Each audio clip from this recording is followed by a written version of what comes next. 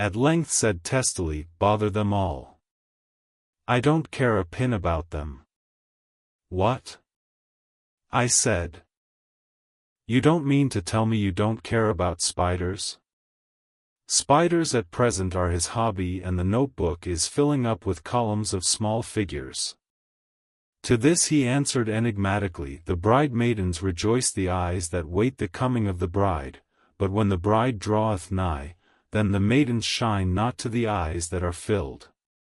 He would not explain himself, but remained obstinately seated on his bed all the time I remained with him. I am weary tonight and low in spirits. I cannot but think of Lucy, and how different things might have been.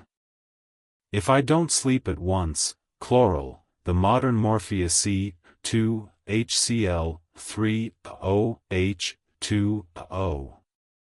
I must be careful not to let it grow into a habit. No, I shall take none tonight. I have thought of Lucy, and I shall not dishonor her by mixing the two. If need be, tonight shall be sleepless. Later. Glad I made the resolution, gladder that I kept to it. I had lain tossing about, and had heard the clock strike only twice, when the night watchman came to me, sent up from the ward, to say that Renfield had escaped. I threw on my clothes and ran down at once. My patient is too dangerous a person to be roaming about. Those ideas of his might work out dangerously with strangers. The attendant was waiting for me. He said he had seen him not 10 minutes before, seemingly asleep in his bed, when he had looked through the observation trap in the door. His attention was called by the sound of the window being wrenched out.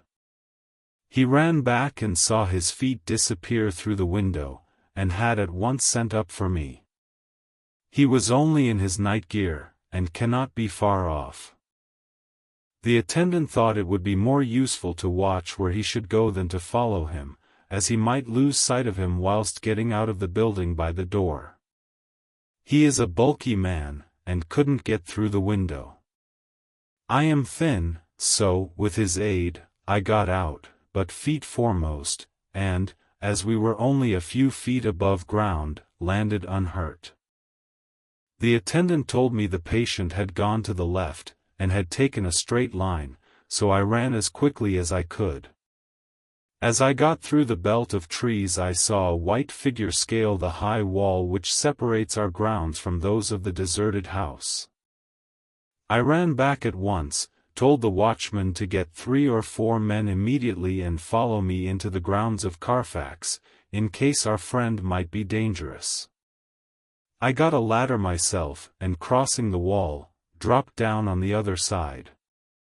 I could see Renfield's figure just disappearing behind the angle of the house, so I ran after him. On the far side of the house I found him pressed close against the old iron-bound oak door of the chapel. He was talking, apparently to someone, but I was afraid to go near enough to hear what he was saying, lest I might frighten him, and he should run off. Chasing an errant swarm of bees is nothing to following a naked lunatic, when the fit of escaping is upon him. After a few minutes, however, I could see that he did not take note of anything around him, and so ventured to draw nearer to him, the more so as my men had now crossed the wall and were closing him in. I heard him say, "I am here to do your bidding, master. I am your slave, and you will reward me, for I shall be faithful. I have worshipped you long and afar off.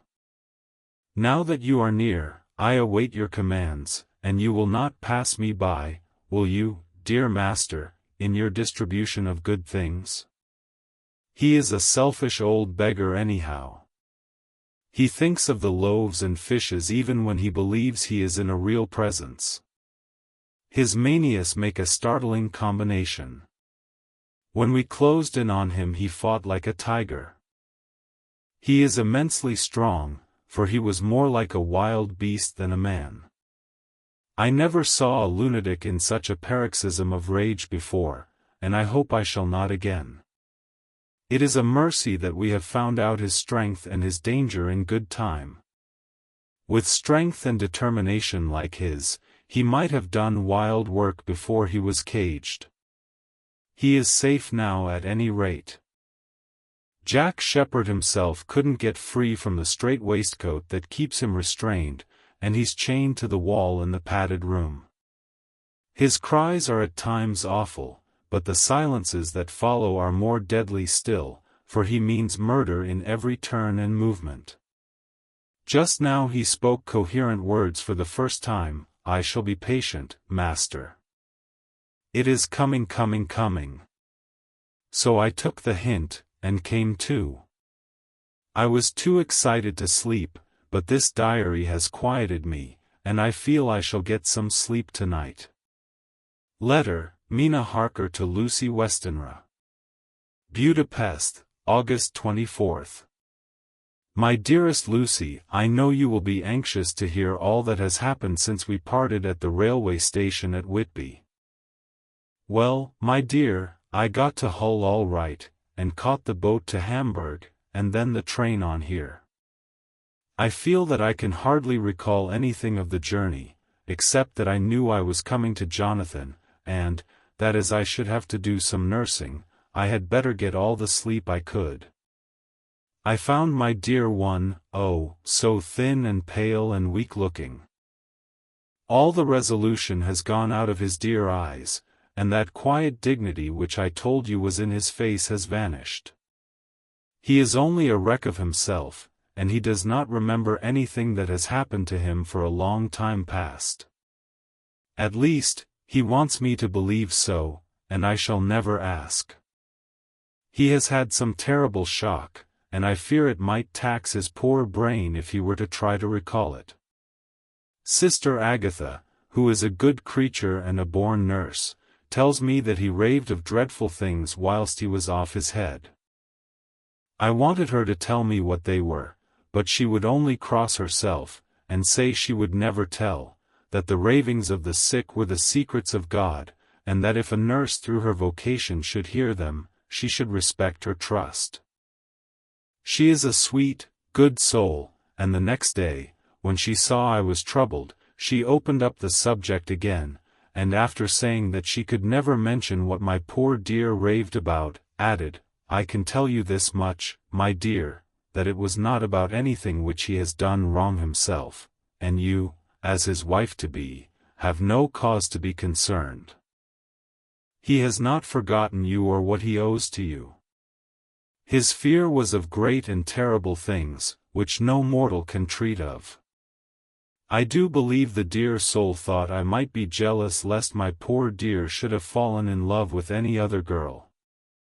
The idea of my being jealous about Jonathan. And yet, my dear, let me whisper, I felt a thrill of joy through me when I knew that no other woman was a cause of trouble.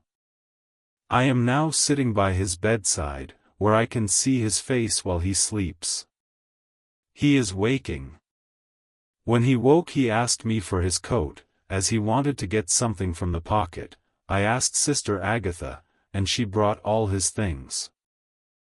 I saw that amongst them was his notebook, and was going to ask him to let me look at it, for I knew then that I might find some clue to his trouble, but I suppose he must have seen my wish in my eyes, for he sent me over to the window, saying he wanted to be quite alone for a moment. Then he called me back, and when I came he had his hand over the notebook, and he said to me very solemnly, Wilhelmina. I knew then that he was in deadly earnest, for he has never called me by that name since he asked me to marry him. You know, dear, my ideas of the trust between husband and wife. There should be no secret, no concealment. I have had a great shock, and when I try to think of